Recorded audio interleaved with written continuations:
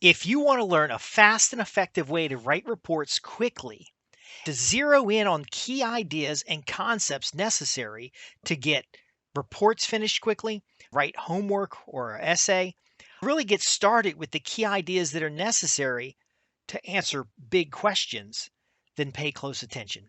I'm Justin Hitt with Inside Strategic Relations, where we teach you how to think more effectively and faster. This method is so easy that it feels like cheating. So I'm writing a special report. I'm just updating the report. I'm putting in some backgrounds of different forms of government. What I need is a 200 word to 400 word brief overview of these particular forms of government. So it's like a middle school or a high school paper. And I need to have this done quickly. I'm going to show you a method that you can use to very fast get these key ideas. Now, what we're going to use here is the artificial intelligence of the interwebs. What you can see here is that I've typed in Plato's 5 forms of government. I hit return. Now, this doesn't take a whole lot of time, and it's come back with what this search engine, DuckDuckGo, believes to be the most critical and important elements associated with the question 5 forms of government. I'm going to go over here to Google. Oh, not, and I'm going to do the same thing. Plato's 5 forms of government. Now, if we're going to write a paper from scratch, we want to know what are the key elements to cover, what are the important pieces to cover early in the presentation or the article, and we're going to start with an outline. Now, it's very simple to create an outline of questions. Where do we get these questions? We can get them from right here, the questions people ask in the Google search engine. We can get them from the key ideas that come up in the search results. Now, I told you this is going to be so easy, it's going to feel like cheating.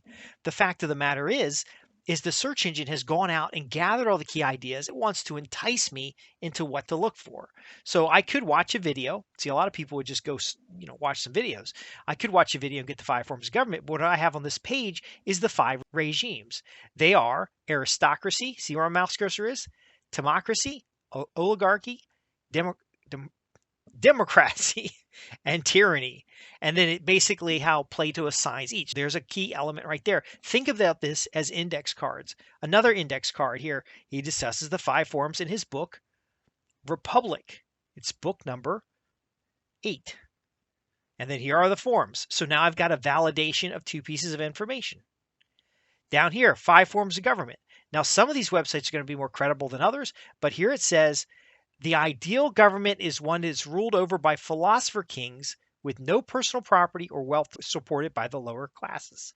So there's an idea or an excerpt. Now, do we know if this idea or excerpt is valid, is credible? We don't know that yet. Again, we're just outlining the particular paper here.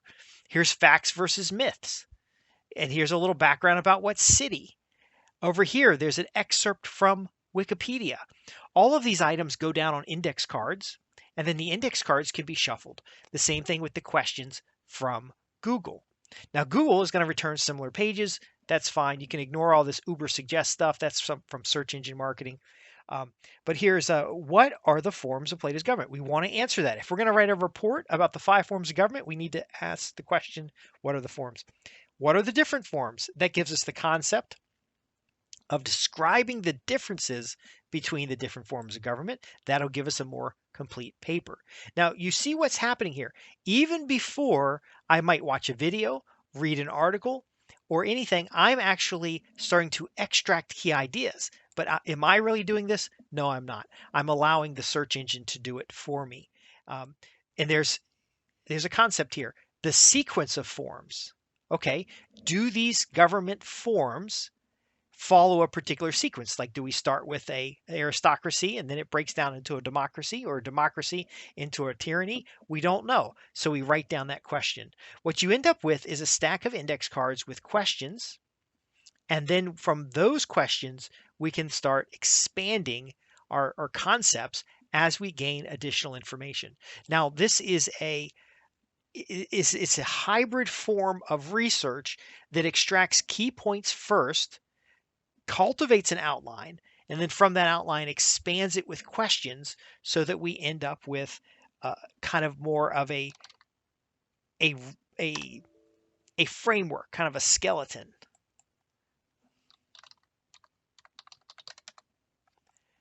So that skeleton would be introduction, key idea number one, then you go through the different key ideas, then finally conclusion. We would place types of government here, then the sequence of government, and then we talked also about differences between, and finally a preferred form of government. Do you see how we've almost written the whole paper right here? Now you're going to start with the body, then you're going to create an introduction or a conclusion. You can also have a thesis that kind of guided your position or where you started from. But in this case, I'm just doing a descriptive type of report about the 5 forms of government, and I'm only expecting 200 to 400 words.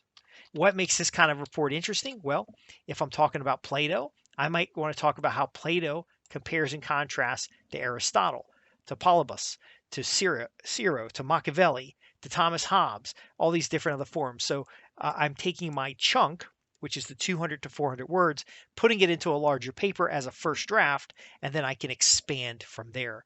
But I essentially get my first draft at a glance by the top 10 search results. Now I can also come in and say, even before I visit a site, I can open it up in a new link, and I can start building out my sources. Now, again, these sources are just random in a sense. They're not really random because the search engine gives me back what it believes would be most relevant to the search. But these are, in effect, a starting point. Now we want to go back and we want to make sure we have primary sources. So as you get into these sources, you might read this article and go over all the details of the article as you're taking notes. You're not copying and pasting. A lot of folks would just dump this into OneNote or some kind of note tool. No, you're going to extract from it into an outline, either on index cards or in a document itself. And then if you see anything that would be primary sources, like we know that his book Republic, you could actually read the original book. So you would want to start gathering those pieces. And can you see how easy that is? Can you see how we've started to build out an outline? We're starting to end up with chunks, paragraphs, concepts, questions, information. Those will go on index cards. You can use different index card tools to do this, or you can simply just get paper index cards. You can use bulleted lists, but we start getting that outline together. We get the key elements out of here. Then we go back and improve and then qualify the assumptions. Then we invest in videos. Too many times I see people want to write a report, and in the first 5 minutes they don't have an outline because they're reading the whole Wikipedia page. They search, they go to the first thing here, and they read the whole Wikipedia page. Now, again, I talked about some of these sources are going to be better than others. If you're doing an academic paper, Course Hero is kind of a little bit of fun because I can go to Course Hero and I can get the whole paper pretty much written. But we don't want to do that. We don't want to copy. We want to pull our key ideas for the use of what we're working on right there. Somebody else's paper isn't necessarily going to be good for you, but Course Hero is not as credible as coming back later and doing Cite EDU and looking at actual encyclopedias, educational papers on the topics, talks. See this, adding Cite EDU gives me a highly credible search result. But again, the search engine is trying to give me what it believes to be most relevant to the question, and that is what speeds up your ability to build out an outline. And now it's just a matter of going to a very credible source, and now I've got everything I need to expand that outline. Now, I don't need a lot of this stuff here because, again, I'm just talking about the types of government, and I'm talking about some of the comparisons between those governments. So I can go from the broad search using the search results screen as where I'm pulling excerpts. then I can go into the deep detail. Now, if I need a 200 word to 400 word, just the background of Plato's 5 forms of government, then I'm almost done. If I need a 1200 word essay or 2000 word essay, then I can add the .edu preference here and get more academic papers, more academic backgrounds. But can you see how this simplifies your research? It helps you quickly get to an outline with key concepts and topics because the search engine itself will do a lot of filtering for you.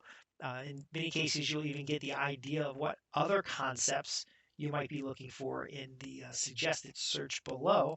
Then you can get a little more specific using a site edu or site gov um, to narrow that scope down so that you can get right into credible sources.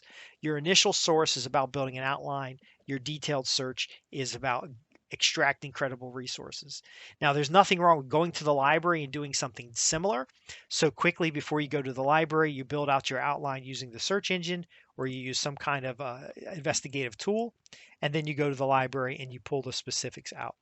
And by the way, here's an example of uh, the sequence. See, we said sequence, the sequence of government. Governments tend to decay over time, and this is one of the concepts that he's describing.